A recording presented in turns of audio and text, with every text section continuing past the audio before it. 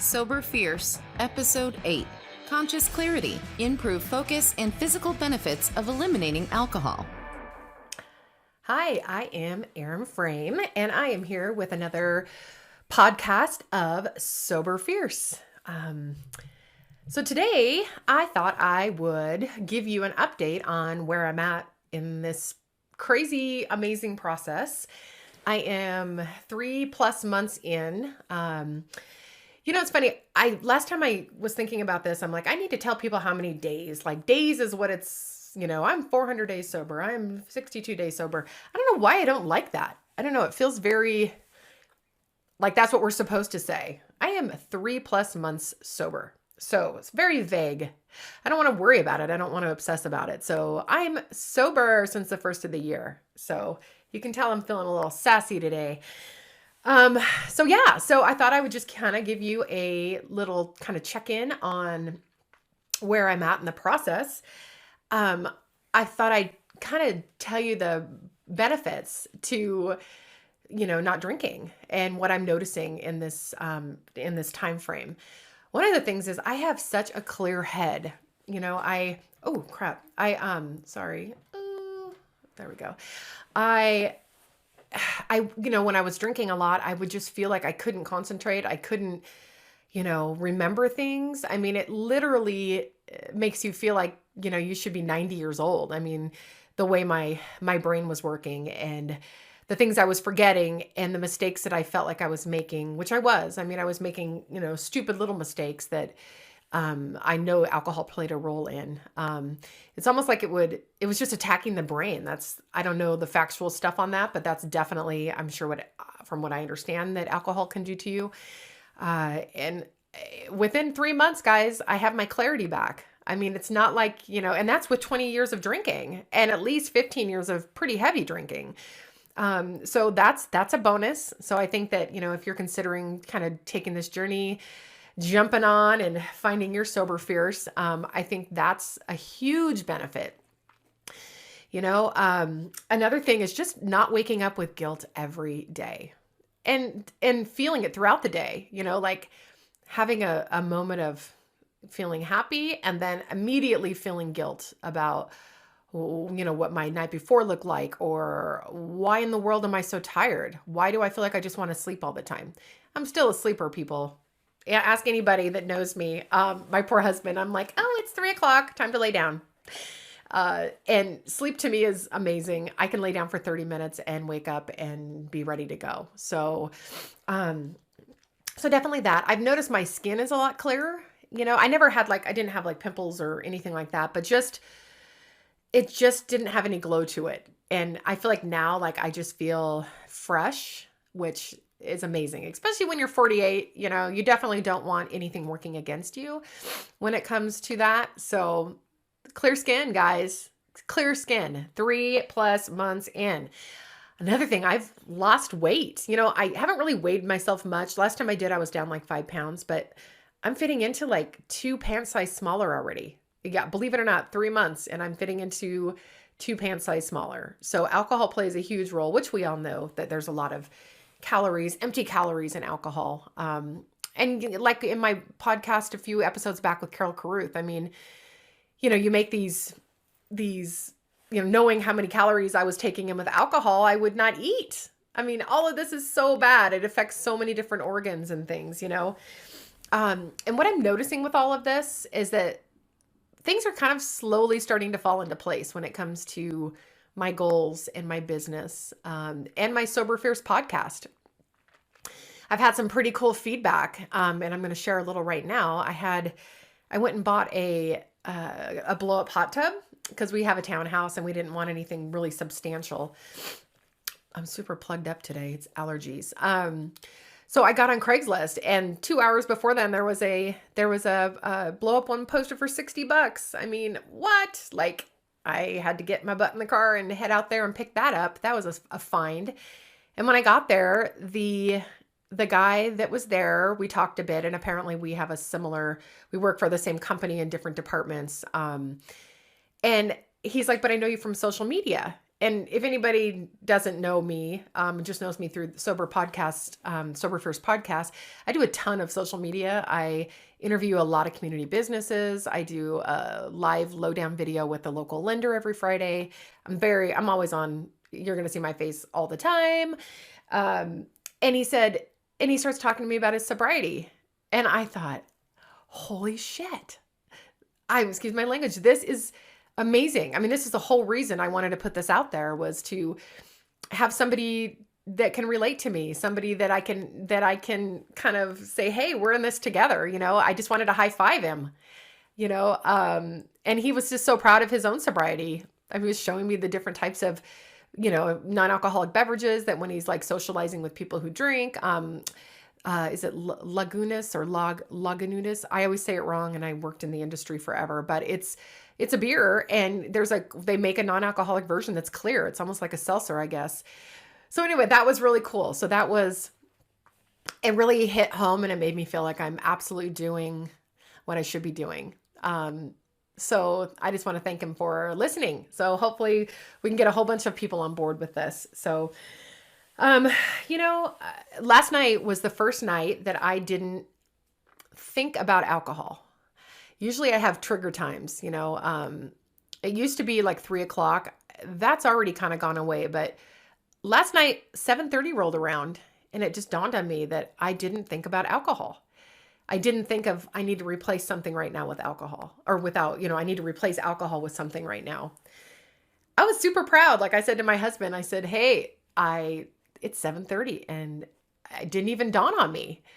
And so much of it is routine, and just to know that a little over 3 months in, and I'm already shifting my mindset and kind of forgetting about that urge to numb out and zone out and drink that ton of wine, so pretty proud of myself. And I'll just keep saying it.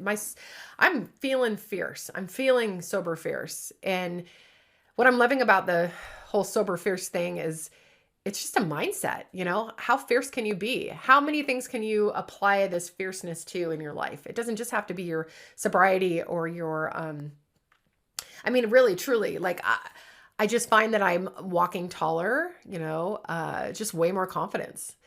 So yeah, so that's pretty cool. So one thing I will also let you guys know is since I quit drinking, my anxiety is not really there.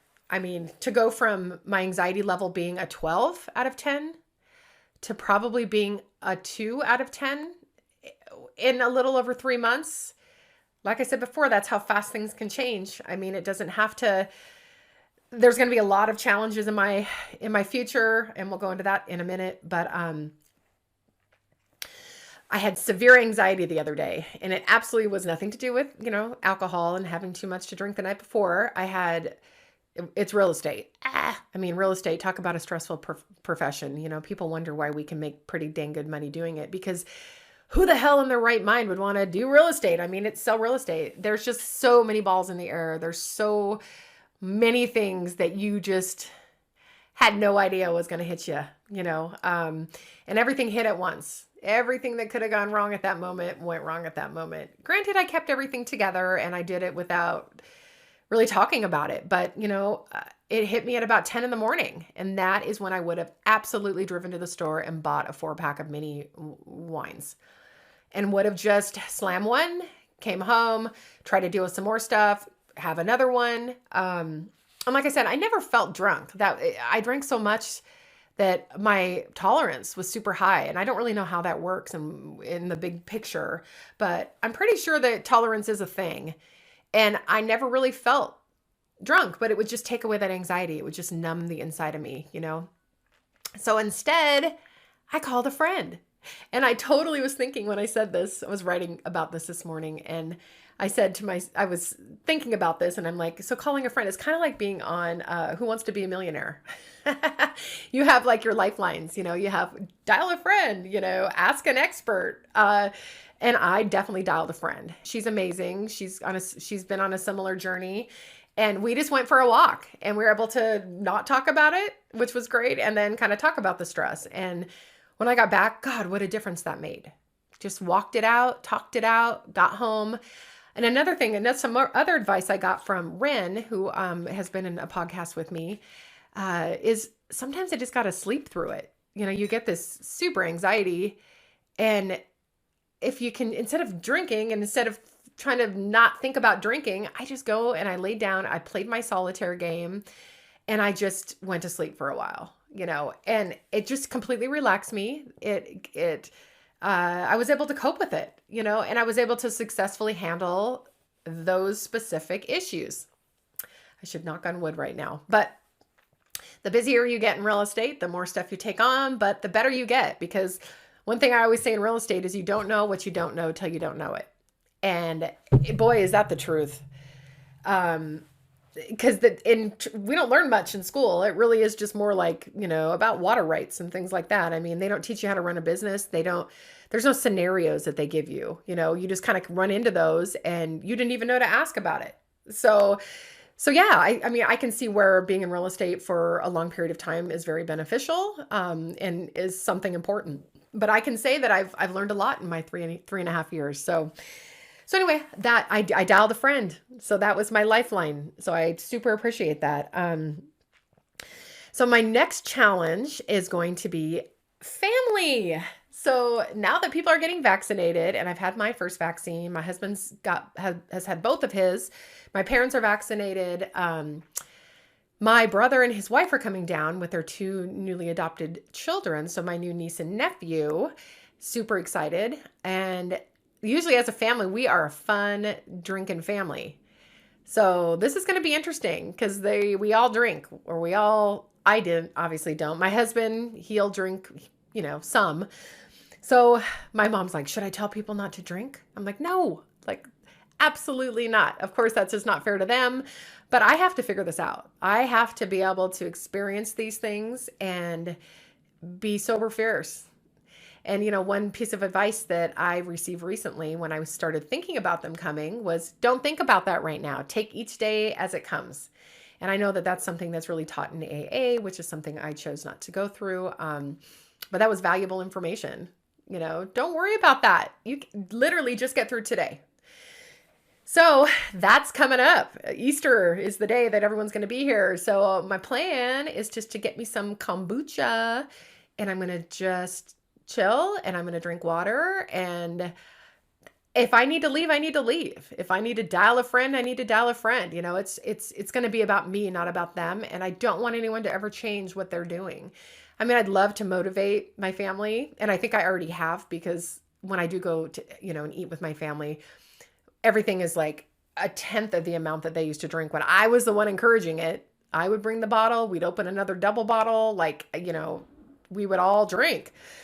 So that's my next challenge, and I'm actually really excited about it. I'm pumped. So yeah, I think I'm going to do more of these check-ins, and I think, I'm always kind of like, what do I talk about? I mean, who am I? And I'm just someone that's doing it. And that's really what it boils down to is I want to show you how it can be done. Everybody's different. Everybody's got a different mindset. But as I keep saying, just a little over 3 months in, and I'm seeing all these changes. And one of the things I said in my first podcast was, alcohol has literally held me down. I was watching a Robert Downey Jr. podcast this morning, and he's a big kind of idol of mine. This guy came from hell. I mean, he's been to hell and back.